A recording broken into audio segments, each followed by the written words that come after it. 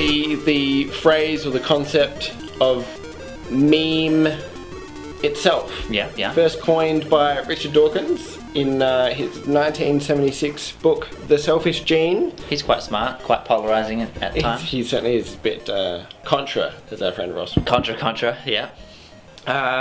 But he's chapter 11 of The Selfish Gene talks about if genes are what fuels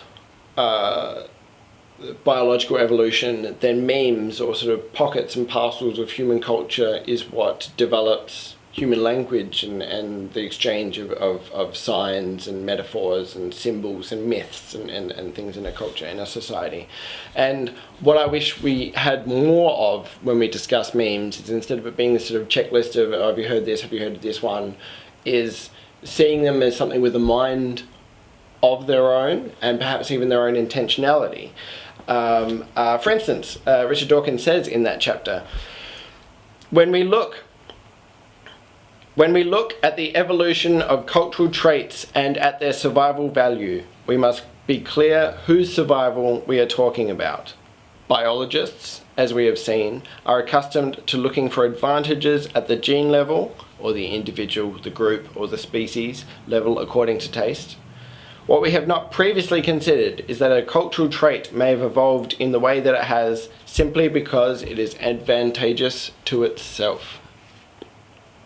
So these memes have a mind of their own, even if people don't necessarily get what is funny about a particular meme.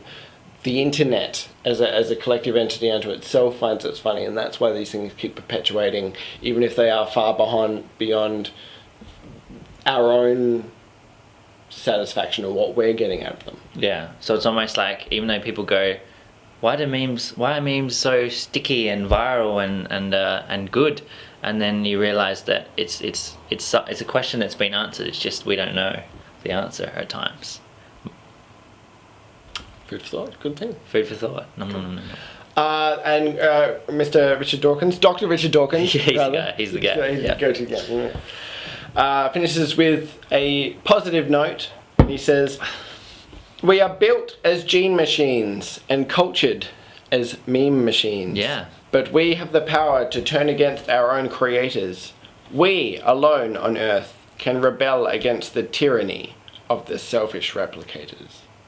So we can make our own memes. We can make a movie out of that. We can grasp control of them.